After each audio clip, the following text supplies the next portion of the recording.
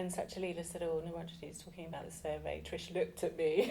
So I winked back, because we've been doing, we're part of a group that's called the Survey Surfers, and I've been supporting women who are going on the Transcendental Principle Retreat 1 or 2, and are going to be studying this material. So it can be a bit intimidating when you're first approaching the material. It's quite dense and verbose, as Claire described it recently, which I thought was a very good word. So anyway, so apologies to Trish, because you've heard me wax lyrical about the survey many times. So I was given this copy as a gift in 2012. I imagine, I didn't record when I went on my first TP retreat, Transcendental Principle Retreat, but I imagine it was around that time. And it's become very sacred to me, really, and I'm hoping that in the next 10 minutes or so I shall give you a flavour of why that is. And shortly before Bante's death, I had had a few foiled attempts to see him. I'd met him a couple of times previously, and then due to hospital appointments and his health generally, I didn't get to see him. But the reason I wanted to see him was because I wanted him to sign my copy of the survey. And I'm so glad I sort of listened to my inner navigator and went with my intuition, which was to actually send this book up to him at Adhisthana with the request that he sign it, which he then did in very, very, you can't quite see it, but very, very shaky writing. So that's just enhanced its meaning to me, I guess. And he died not long afterwards, so I was very pleased that I had done that. And his comment to his secretary was something like, he took great pleasure in seeing such a well-used and well-loved copy of the survey. So I'm going to put it on the shrine for Manjushri to look after it while I'm in my little toolkit. So, as Sachalila's already said, this book was, well, actually it was originally a series of lectures that he gave, in southern India in the summer of 1954, and then they got compiled into and published into a book in this form in 1957, which means it was Bante's first book. So again, a good place to start for this day, marking his presence amongst us still through his teaching and his writing. And he says in the preface to my edition, which he wrote in 1984, that giving the lectures gave me the opportunity of finding out what I really thought of Buddhism, what Buddhism really meant to me. He was concerned to see Buddhism in its full breadth and its depth. He says, that is to say, I was concerned to, 1, see Buddhism as a whole, its common basic principles, and 2, to see it in its deeper interconnectedness, both within itself and in relation to the spiritual life of the individual Buddhist. He asked himself the question, why did the Buddha teach this particular doctrine? What bearing does it have on the spiritual life? How does it actually help the individual Buddhist to follow the spiritual path? Questions he endeavoured to ask freely and faithfully answer. Without this, he says, the Buddha's teaching seemed only a sort of intellectual game, whether it was played by Western academics or scholarly Eastern monks. So again, for some people first encountering this material, it can seem actually quite intellectually challenging, in the sense that there's quite some long words in there and incredibly long paragraphs. But it's interesting that he makes the point that he was interested in making it about practice. It wasn't just about that aspect. He goes on to say in the preface, it becomes more necessary than ever that we should not mistake a particular historical manifestation of Buddhism for Buddhism, and thus fail really to see Buddhism at all. This may mean discriminating between what is essential and what is non-essential, what is living and what is dead.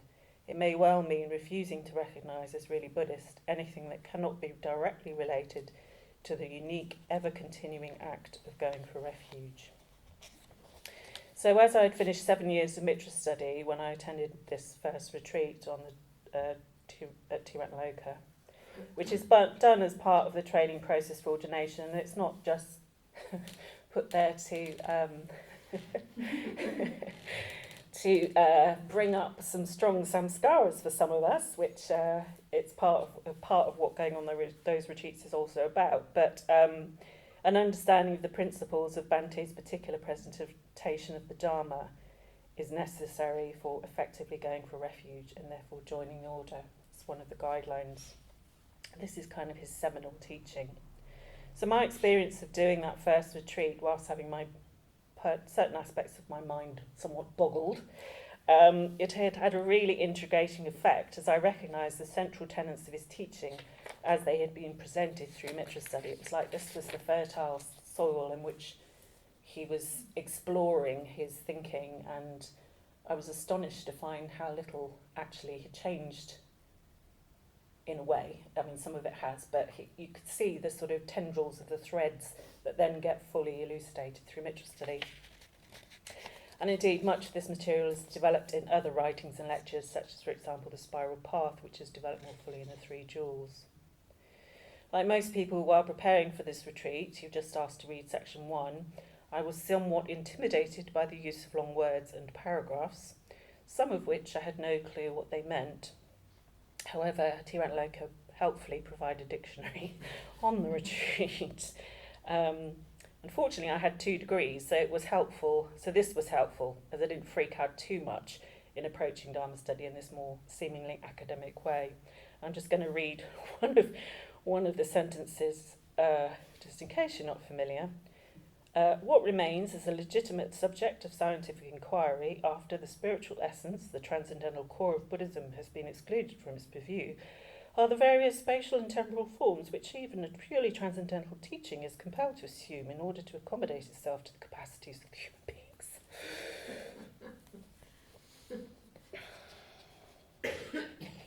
And despite this challenge, which actually I now see as crucial, because I think that studying this material really does stretch us, because so much of what we have access to in our media-saturated world, we're really asked to really think things through.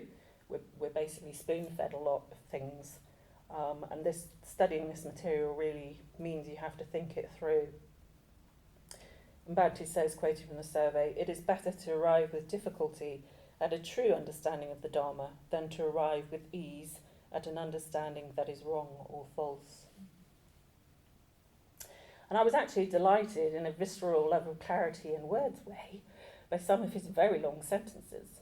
And also because he uses rich metaphors a lot, which appeal to my vivid imagination, and there's something quite visual and kinesthetic in it all, which I realise through many years of study has increased my spiritual receptivity. He also uses irony and humour. And then this, for example, this isn't humorous particularly, but this is just an example of using certain ways with language that just really, it's a sentence that's just lodged in my brain. A Napoleon may not be a hero to his valet, but a Buddha remains a Buddha even to his personal attendant. And on my retreat, I'm not sure they do it now, but we had to suggest a sentence that summed up whole sections, which was quite scary, but actually was also very helpful because it really helped me to,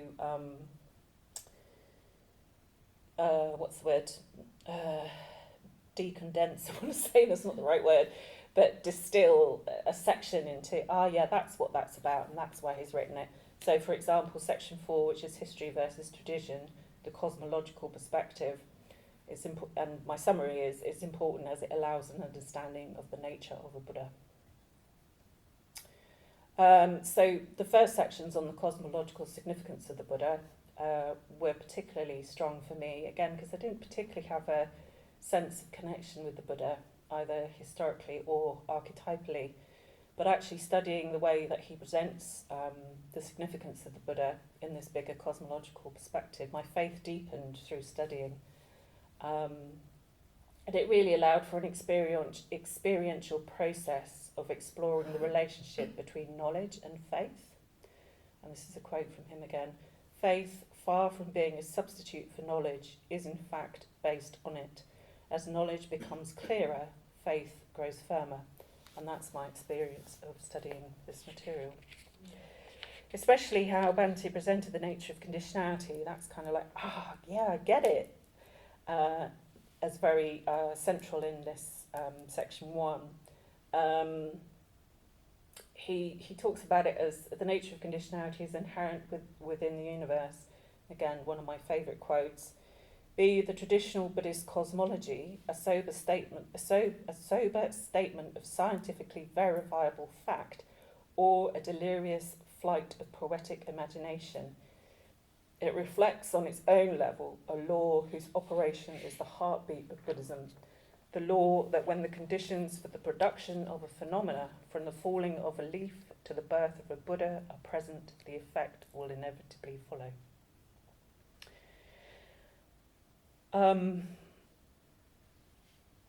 My relationship with Bhante also shifted from a not particularly, fairly neutral one really, for the previous 10 years I've been practicing. But once I started studying this material, as Sachalila said earlier, I felt like I really got to know the man through the writing. And I was astounded that someone so young in his 20s could write with such eloquence. I love its clarity, that really speaks to me. And I really love, even though some people have a different response to this, I really love his sort of youthful passion, the way that he sort of unequivocally states things like, this is the way it is, and then, come on then, let's get on with it. Waking up is possible. So I really delight in the passion that comes through, even though at times it can seem quite verbose. And then I went on to study the material again a few more times, going on the Transcendental Principle 2 retreat, which is an optional extra. And I think I did that at least 3, maybe 4 times. And the second, I know. The second time I went, I'm saying the second time as in I did Transcendental Principle 1, which was very much getting to grips, looking at the dictionary, understanding what the sentences mean, doing a summary of sections, like really untangling all that in a very sort of more straightforward knowledge way. And then the second time, as in TP2, the first time I went, the material was limited to much more specific themes, like the middle way, so you weren't doing the whole section. And we were reflecting more on how this is lived through our practice. And the survey's great. It really helped me to understand what the distinct principles of Bhante's presentation of the Dharma is, which, if we are going to be ordained into the order, is absolutely crucial that we are aligned with and are clear about. The third time, is it that I went on the same retreat. It turned into something much more poetic and transcendent in its very nature, ineffable and ungraspable. My toes curled hearing certain sentences, especially in puja contexts where there's a puja and retreatants are invited to read aloud, like I have been doing, a sentence from it that really spoke to them. And I found them incredibly moving. And it was another level of deepening faith and wisdom, dropping in. So I'm nearly going to finish. I think I've been over 10 minutes. But anyway, so to this end, please indulge me whilst I read out a few of my favourite sentences. Happiness cannot be attained either when existence accords with our desires or when our desires are in harmony with existence. True, the second alternative is difficult, but the first is impossible. If we cannot gain happiness by refashioning the world, then we shall have to find it by reforming ourselves. The wisdom of the Tathagata is not to be measured by the yardstick of human intelligence, nor limited by the cravings of the human heart. The Dharma is an invisible perfume in a musty chamber. The Buddha throws open the road to nirvana once more to the traffic of humanity, and in the lonely footsteps of a few, a multitude will follow. Last one. The quality of enlightenment is inherent in the universe, latent in every form of consciousness, and therefore must come to maturity according to universal law, whenever conditions are favourable, a vital living force.